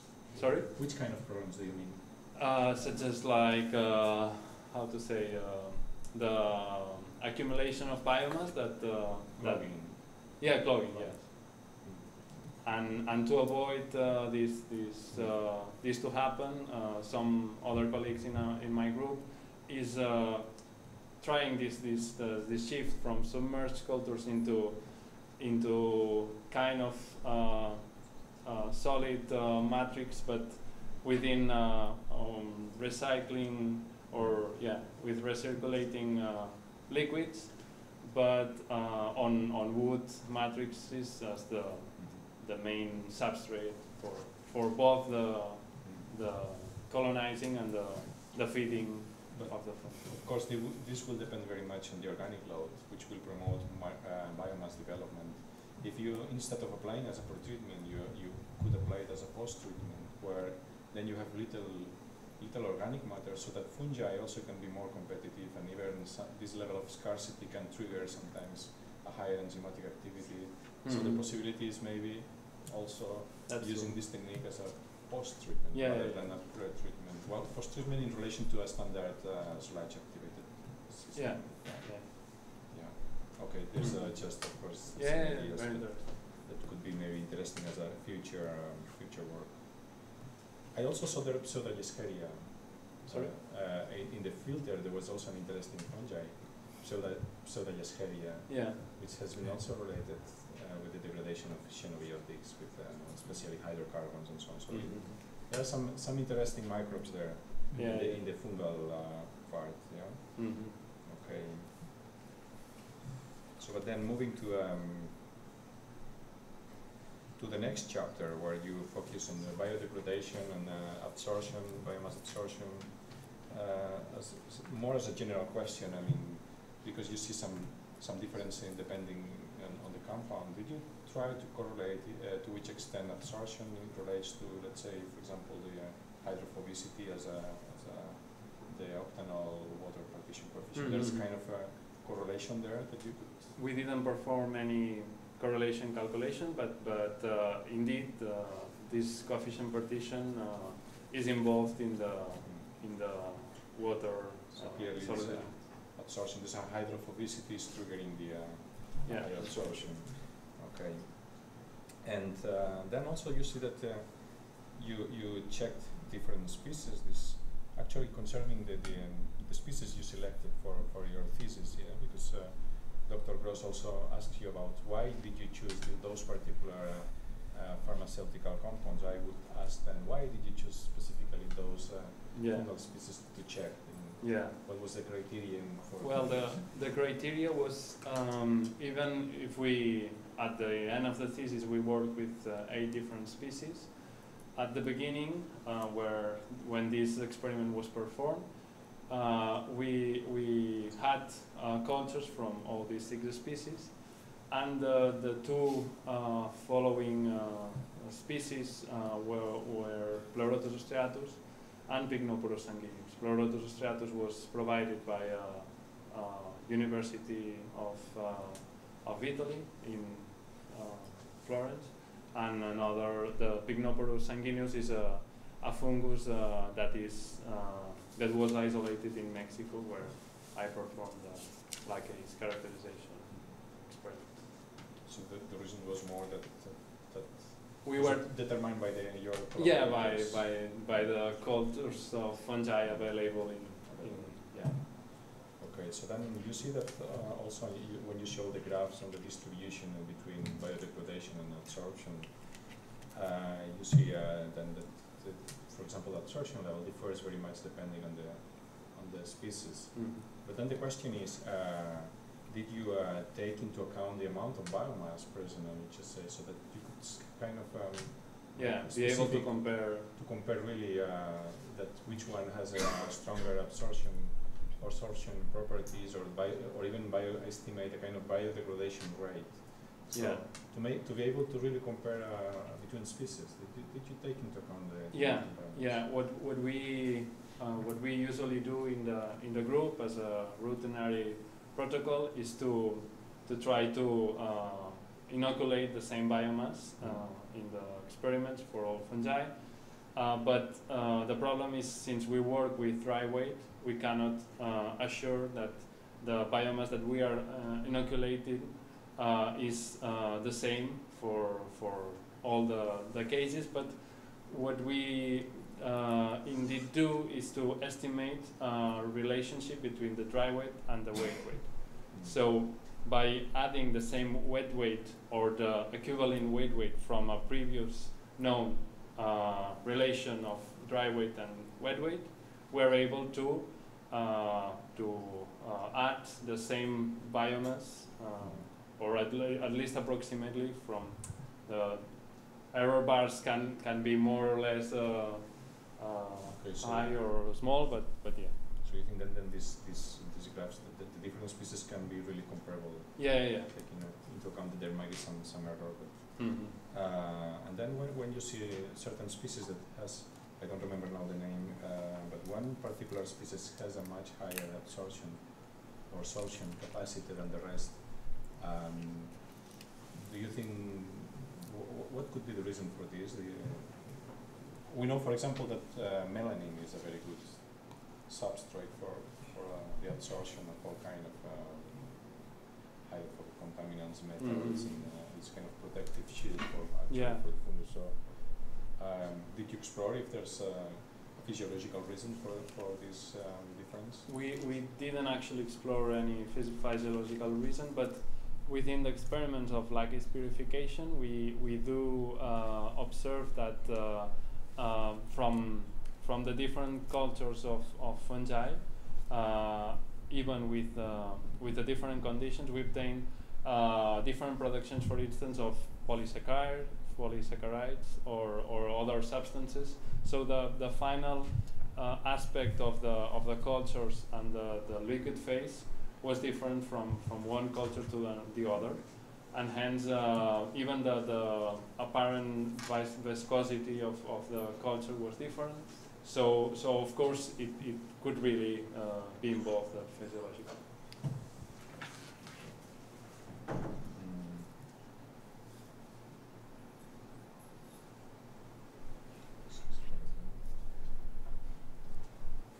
Yeah, also concerning this section of this chapter, yeah, you have that some fungi clearly they have an expression of lactases and lignin peroxidase as well. Others they don't.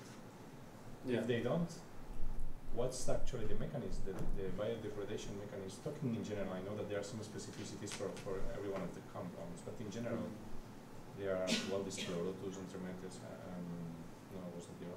Anyway, there are some species that they really express and they produce a lot of enzymes. Well, others they don't in the same cultural conditions, I assume. Yeah. Why this huge difference, and then what could be the biodegradation mechanism? Well, to try to assess which biodegradation mechanism is taking place is like finding a needle in a hay, more or less. But you know, if we were not determining this with any specific assay or enzymatic assay, it could be, of course, any enzymatic mechanism.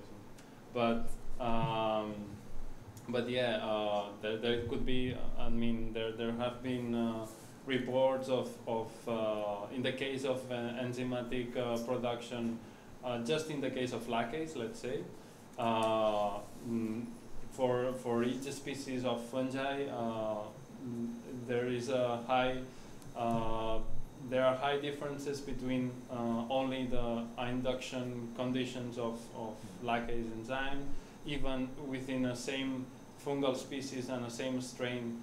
Polymorphic behaviors of lacase productions have been reported.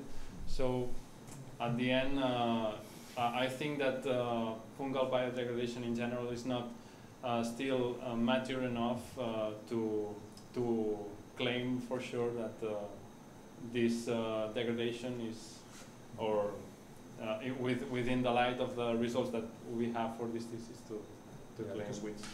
I didn't check in detail in the material and methods section, but when you got this supernatant where all these excreted enzymes are supposed to be, besides trying it with the pharmaceutical compounds, did you use, let's say, a standard chromogenic substrate like ABTS for lacase or something? Did you try this kind of positive controls for? Sure. Okay. So just maybe a more general question. Yeah, actually also I'm going to ask you about well, you got this superbug, this most outstanding fungus, but then you use it in the subsequent reactor experiments indeed. So, but well, one final question then. I mean, you mentioned in your introduction somewhere, I think that using white rot fungi for in environmental biotechnology already has more than 30 years, then I think you say. Yeah. And then, well, 30 years, and then why? When I'm looking for practical applications, so for the scaling up, for the, let's say, implementation process and the real scale, why there's still such lack of bioreactors? I mean, yeah, I know that you mentioned that there are a number of difficulties, but then if I play the devil, then I would say maybe we are just wasting time. Maybe we should look to another direction. How would you then defend? Yeah. This technology has a future. Yeah, I think that the key factor is especially, I mean, as you can saw in the pending work before starting this thesis, there were like at least 2 or 3 main limiting factors. One was bacterial competence or competition. The other could be the treatment specifically for micropollutants and pharmaceuticals that could be on site or not, or for general or for big scale implementation. Really, there are limiting factors such as the growth of fungi as an inoculum, etc. And this, I think that maybe 1 or 2 more limiting factors can indeed limit the implementation of this technology. But I'm quite optimistic about, in general, these technologies, and I think that in the moment when, there's a eureka moment where they can find a solution of these 1 or 2 main limiting factors, this technology can be or will be definitely implemented. Let's hope so. Thank you very much. No more questions. Okay. Thanks for the very interesting thesis work and presentation. Compliment. Also, I would like to underline the choice of the structure as one of the strong point, but at the same time, I think also the weak point, because the problem of the strong point of the thesis is that you wanted to analyze several variables, several fungi, several compounds, and in this sense, it was complicated, of course, to move the work, also to structure the thesis, but at the same time complicated for this complicated situation that you faced. So I want to ask only some question. Of course, the colleagues already deep some points, so I try to move to only some specific question. I was particularly interested in biosand filter. Of course, the potential, in my opinion, is very good, and the way, in my opinion, is this to reduce significantly the bacterial load concentration. Have you an idea how you can improve this potential? Because apparently, of course, a longer filter could be a solution, but I can imagine that at the same time, problem of falling,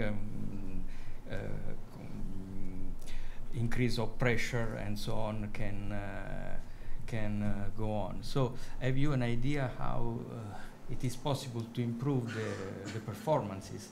Yeah, Well, specifically for hospital wastewater implementation for biosand filter, to be honest, I don't have really any idea. But in the case of common urban wastewater, maybe it could be interesting, as I think that Francesc tried to point, the inoculation of certain species that could maybe counteract the effect of high bacterial growth, or maybe opportunistic species that could rapidly consume parameters such as COD or others that can provide ideal conditions for the growth of bacteria or something like that. But yeah, acting as that in somehow would be like a pretreatment for a pretreatment, and I don't see if it would really be a solution. It should be studied. On the other side, I think that for current implementations of biosand filters as a water purifiers for doubtful water sources, their performance has been demonstrated all around the world. So, in a way, maybe for this particular case it doesn't work, but for sure for other cases has been successful. In this respect, in the general methodology, you describe the general composition of the hospital wastewater, and also that the pH was adjusted to 4.5. Yeah. Also in the experiment, did you use this pH? Yeah, indeed. It was the optimum demonstrated by previous works from the group. Oh, because considering this pH, apparently the ability of bacteria to grow. Sorry. But if I understood well, you mean for the biosand filter, or? Yes, for the biosand. No. In that case, no. Filter, that case, no. The pH. Okay. We also monitored pH. No, in fact, but it was around 7, between 6 and 8. Okay. I was interested on the part related to the identification of microorganisms present both in the biofilm and in the core of the same filter. And do you know if the more predominant fungus, I don't remember, yes, Trichosporon, isolated from the sand filter, could be really active in degrading the active pharmaceutical active compounds. Is there in the literature some indication about the ability of these fungi to really reduce the contaminant? I performed a literary research, but I couldn't find any specific cases, at least for pharmaceutical removal, reported for this fungus. But yeah, in a way, since it is predominant for this stage where pharmaceuticals were spiked, it could be that it's not the main responsible, but at least we cannot still reject it as not involved in. Another question. Did you use 6 days of incubation times for specific reason, or I don't know why? Yeah. Well, because apparently this time is too short to. You mean specifically for the experiments, or? I think for the experiment with in which you used compare different fungi, for instance. Yeah. This is the set time of incubation. Yeah, previous experiments were performed with this period of days, and it was somehow reported as a period of where the apparent removals of pharmaceuticals would take place. What we exactly, in terms of operation, this period was also quite useful because, as you can imagine, we were trying to assess many different combinations between experimental treatments, killet controls, abiotic treatments controls, and biotic controls. So for every fungus and every pharmaceutical, well, not every pharmaceutical because all were assessed in a cocktail, but the amount of different combinatorial experiments was so high that, in spite that we maybe could be interesting to extend the time of the experiment, it operationally it could have not been possible. Okay. As the colleague said, you recover only few amount of activity after purification of lacase. Anyway, in my opinion, the amount of lacase also in relation to the degradation ability of the fungi is not so strictly related. So, yeah. How, anyway, do you justify this low recovery of activity, this low yield of activity during purification process? In the case of purifications, well, we anyway, at the beginning also, yeah, the activity was not so high. We started from the optimal conditions of Trametes versicolor, and we, in the first experiment, specifically, we wanted to reproduce the conditions that were exposed to fungi on the screening experiment.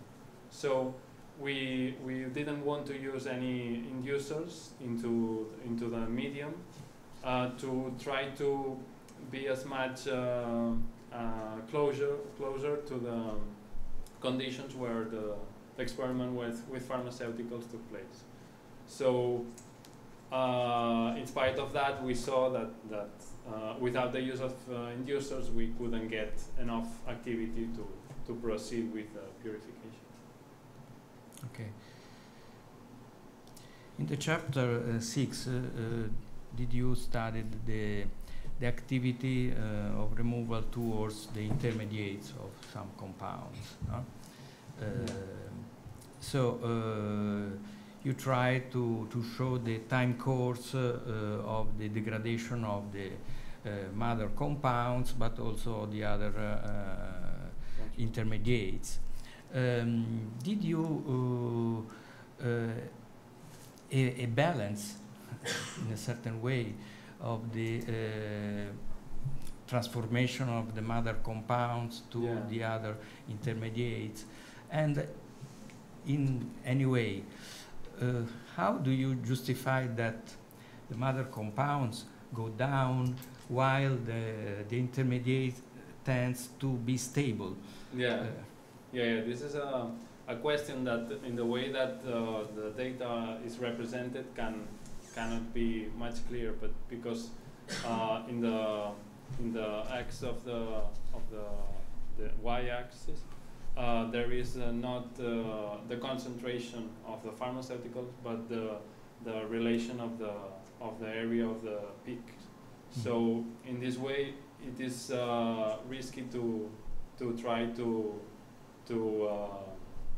conclude this type of affirmations where parent compounds decrease their concentrations and at the same let's say in the same order the transformation products rise or remain stable.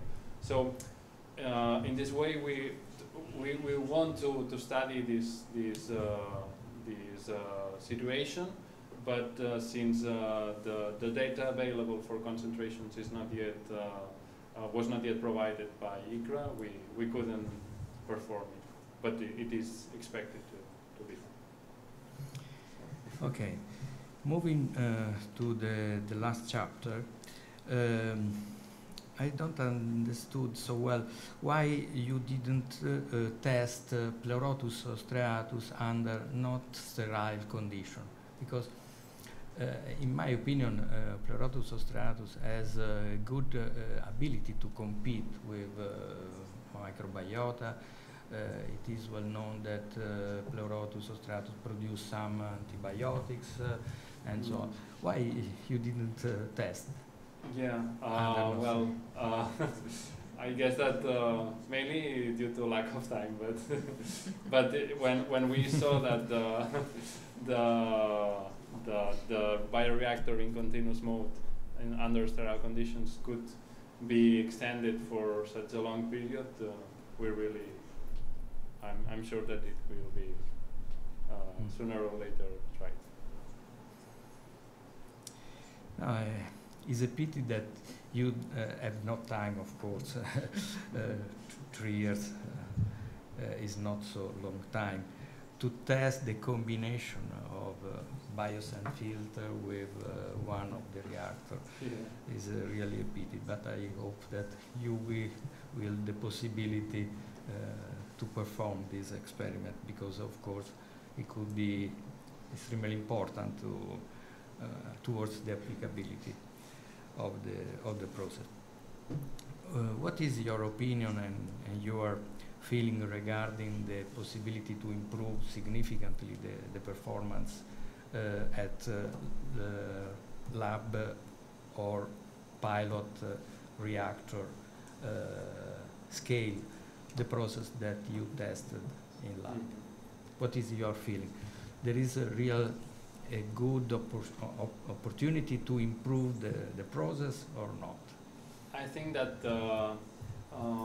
from a point of view of particular treatments for specific hospital wastewaters, the implementation into big scale, in cases where the hospital wastewater would have been very characterized, could be easier than its implementation as a treatment for common urban wastewaters or other hospital wastewaters. So in this point of view, if we have really characterized the hospital wastewater and we have controlled conditions for certain fungi, as we've seen, several parameters of operation have been almost solved, such as the need for pH acidification in the initial hospital wastewater, or the providing of carbon source and nitrogen source for the good maintenance of the fungus. I'm thinking, for instance, in Stropharia rugosanolata, which has demonstrated to be a potential candidate for a big scale implementation, and as I said before, I'm optimistic about that. Not as a general method, but maybe for specific treatments would work for sure. Okay, thank you. For me, is this, and I think that now the examining board have to evaluate your work, your discussion, and I don't know. I think that the people can go out and we remain here. I don't know. Now, no? Sorry. No, I don't know. Sorry. No applause today. No.